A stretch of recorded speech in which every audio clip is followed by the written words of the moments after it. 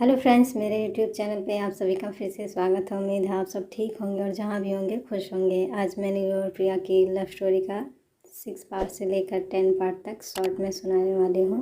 तो स्टोरी शुरू करने से पहले आप सबसे एक रिक्वेस्ट है, अगर आपको ये वीडियो अच्छी लग रही है तो प्लीज़ लाइक करें, कमेंट करें, शेयर करें अपने दोस्तों में। और अगर आप इस चैनल पर नए हैं तो प्लीज़ सब्सक्राइब कर लें, साथ ही बेल बटन को ऑल कर दें ताकि जब भी मेरा कोई नया अपडेट हो तो उसका नोटिफिकेशन आप सबको जल्दी से जल्दी मिल सके। तो टाइम वेस्ट ना करते हुए स्टोरी को शुरू करते हैं। तो फाइनली क्या होता है, दोनों एक दूसरे से अपने दिल की बात बता देती हैं और फिर शुरू होता है दोनों का छुप छुप के मिलना, एक दूसरे को फ्लर्ट करना। एक दिन ऐसा होता है कि उस दिन लाइट नहीं होती है तो नीलू बुआ से इजाज़त लेके ऊपर छत वाले रूम पे प्रिया को बुलाती है और दोनों एक रूम में साथ ही बैठी होती हैं, एक दूसरे का हाथ पकड़ के बातें करती हैं और बातें करते करते दोनों एक दूसरे के करीब आती हैं। दोनों एक दूसरे को किसेस करती हैं, मतलब फुल नाइट वो दोनों वहीं पे रह जाती हैं और बातें करते करते वो दोनों वहीं पे सो जाती हैं। सुबह प्रिया की आँख जल्दी खुल जाती है, इसलिए वो वहाँ पे उसको छोड़ के चली आती है अपना काम देखने, क्योंकि प्रिया के घर में मज़दूरों के लिए उसको खाना बनाना होता है। उसके घर पे जो मज़दूर होते हैं उसके घर की मरम्मत के लिए आए होते हैं, उसके भैया और पापा भी आए होते हैं और दोनों मिलके दोनों घरों के बीच में एक दीवार बना देते हैं, जिसकी वजह से दोनों का मिलना और भी कम हो जाता है।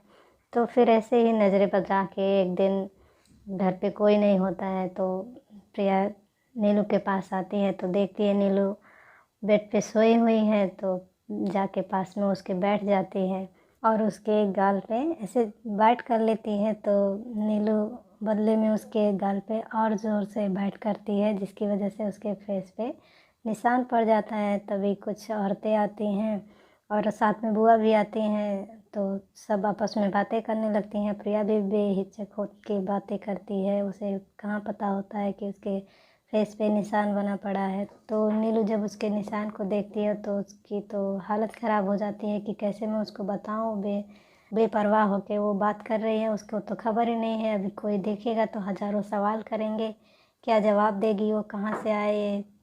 फिर मतलब ऐसे ही उसको बहुत ज़्यादा चिंता लगी रहती है। तो फिर सारी औरतें चली जाती हैं तो फिर नीलू प्रिया से बताती है कि तुम्हारे फेस पे निशान बना है और तुम्हें खबर ही नहीं है, अभी कोई पूछता तो क्या बताती तुम। तो फिर प्रिया बोलती है कि चलो ठीक है, नहीं पता चला, आगे से ध्यान रखेंगे। तो फिर कैसे करके वो निशान मिटाती हैं और फिर प्रिया चली जाती है। और फिर जब वापस बुआ आती हैं तो नीलू से पूछती है कि क्यों चली गई। तो नीलू बताती है कि उसकी माँ जब जानेंगी कि वो यहाँ पे है तो उसको डांटेंगे, इसलिए वो चली गई, उसको काम था कुछ। और आप तो जानती हैं कि प्रिया की माँ प्रिया के यहाँ आने से कितना गुस्सा करती हैं। भले ही हमें मिलने से नहीं रोकती हैं, पर यहाँ आती है तो गुस्सा करती हैं ना, क्योंकि अब सबको पता चल चुका होता है कि नीलू और प्रिया में कितनी गहरी फ्रेंडशिप है। इसलिए कोई उसे मिलने से रोकता टोकता नहीं था। वो दोनों मिल लिया करती थी, पर इतना भी नहीं मिलती थी कि दोनों के बीच में रोमांस हो, किसिस वगैरह हो।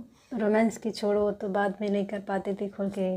जब भी वो कोशिश करती तो कोई ना कोई उन्हें डिस्टर्ब कर देता था। फिर एक दिन नीलू प्रिया से कहती है कि चलो कहीं बाहर मिलते हैं। तो प्रिया कहती है ठीक है, गांव के बाहर मेरा एक आम का बगीचा है, चलें वहाँ पे चलते हैं, वहाँ पे कुछ देर बात करेंगे। तो नीलू कहती है ठीक है, पर अपनी माँ से इजाज़त ले लेना, नहीं तो तुम्हें ढूंढेंगी, डांटेंगी कि कहीं बुआ के घर पे ना हो। तो प्रिया कहती है अच्छा ठीक है। तो फिर वो जाती है, मम्मा से इजाज़त लेती है। तो मम्मा इजाज़त तो दे देती है जाने की, पर रिया को भी साथ में ले जाने की बात करती है। तो जब प्रिया सुनती है तो थोड़ा सैड हो जाती है कि अगर रिया जाएगी साथ में तो हम क्या बात कर पाएंगे। तो फिर ऐसे ही आने बहाने से उसको मना करती हैं आने से, और रिया भी नहीं आती है, उसको पढ़ाई करना होता है। तो फिर दोनों निकल जाती हैं घर से बाहर मिलने के लिए। टहलते टहलते वो दोनों बगीचे के किनारे आती हैं तो सामने से भैया आते दिखाई देते हैं और नीलू के पास आकर बाइक रोक के नीलू से घर जाने के बारे में बात करते हैं और फिर वह चले जाते हैं बुआ के घर। फिर प्रिया नीलू से पूछती है कि तुम सच में चली जाओगी? तो नीलू कहती है कि अब जब भैया आए हैं तो जाना ही पड़ेगा।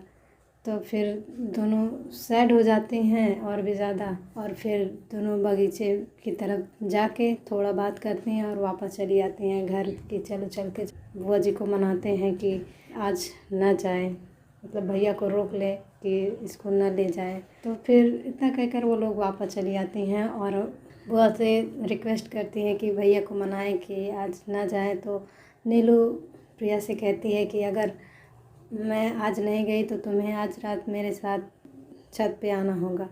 तो प्रिया पहले तो इनकार करती है, फिर कहती है अच्छा ठीक है, मैं कोशिश करूँगी, आ जाऊँगी छत पे।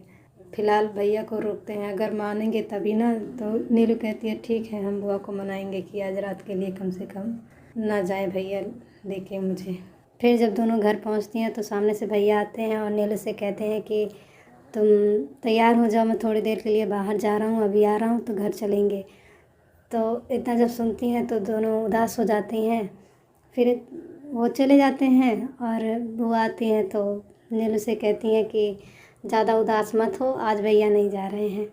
तो फिर दोनों खुश हो जाती हैं और इतना कहकर जब बुआ चली जाती हैं तो नीलू प्रिया का हाथ पकड़ के कहती है कि मैंने तुमसे बोला था कि आज रात तुम आओगी छत पे। तो प्रिया उसे पहले भी मना कर रही थी कि दिन में आना मुश्किल होता है मेरे लिए, तो रात में आना कैसे पॉसिबल होगा, तुम बताओ। तो फिर कहती है नीलू कि अगर नहीं आओगी तुम तो मैं चली जाऊंगी आज ही। तो प्रिया उसे मनाती है अच्छा ठीक है, मैं कोशिश करूंगी आने की। तो इतना कहकर प्रिया वहाँ से चली जाती है और जाके रिया के बगल में, मतलब रिया को हक करके रोने लगती है। तो रिया पूछती है कि क्या हुआ। तो प्रिया बताती है कि नीलू जाने वाली है, उसके भैया आए हैं उसको लिवाने के लिए। तो रिया कहती है कि तो क्या हुआ, आई थी तो जाना तो है ही, कहाँ वो यहाँ पे हमेशा के लिए रहने आई थी, तुम रो क्यों रही हो। तो प्रिया भला कैसे समझाए कि वो क्यों रो रही थी नीलू के जाने से, उसकी तो दुनिया ही जाने वाली थी। तो फिर रिया पूछती है क्या वो आज ही चली जाएगी। तो प्रिया कहती है कि नहीं, वो आज नहीं जाएगी, कल जाएगी। उसने बोला है कि आज रात को छत पे ऊपर आने के लिए। तो रिया कहती है कि ठीक है चली जाना, सबके सोने के बाद चली जाना, कोई पीछे बुलाएगा तो मैं बोल दूँगी कि थक गई है, सो गई है, पर हाँ सुबह जल्दी उठ के आना, मैं यहाँ पे वेट करूँगी तुम्हारा। तो प्रिया कहती है अच्छा ठीक है। तो इतना कहकर वो चली जाती है, अपना काम वाम ख़त्म करती है और जब टाइम होता है तो फिर वो चली आती है नीलू के पास। तो रात को प्रिया को जब बुआ देखती हैं तो उससे सवाल करती हैं कि इतनी रात को तो यहाँ पे रहने के लिए आए हो, तुम्हारे घर वाले तुमको डांटेंगे नहीं। तो फिर कहती है कि नहीं, कल नीलू चली जाएगी इसलिए आए हूँ। तो वो कहती है अच्छा ठीक है, पर सुबह जल्दी उठ के चली जाना, नहीं तो तुम्हारे घर वाले तुमको डांटेंगे तो अच्छा नहीं लगेगा। तो प्रिया कहती है अच्छा ठीक है। तो दोनों जाती हैं छत पे, वहाँ रूम में जाके दोनों एक दूसरे का हाथ पकड़ के बात करती हैं। काफ़ी देर तक एक दूसरे को हक किए रहती हैं, ये सोच के कि अब पता नहीं हमारी मुलाकात कब होगी। तो गाइस आज के लिए बस इतना ही, आगे के पार्ट में क्या होता है ये मैं आप सबको नेक्स्ट पार्ट में बताऊंगी। फ़िलहाल सबको एक सॉन्ग सुनाती हूँ जो इस सिचुएशन में एकदम बिल्कुल मैच करता है। लग जा गले कि फिर हंसी रात हो ना हो, शायद फिर इस जन्म में मुलाकात हो ना हो। लग जा गले कि फिर ये हंसी रात हो ना हो, शायद फिर इस जन्म में मुलाकात हो ना हो। लग जा गले से हमको मिली है आज घड़ियां नसीब से, जी भर के देख लीजिए हमको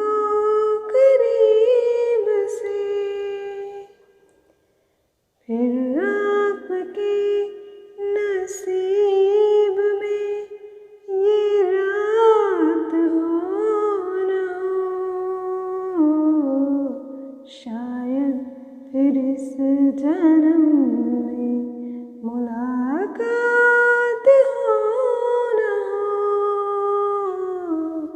लग जा गले से। अभी के लिए bye bye and take care.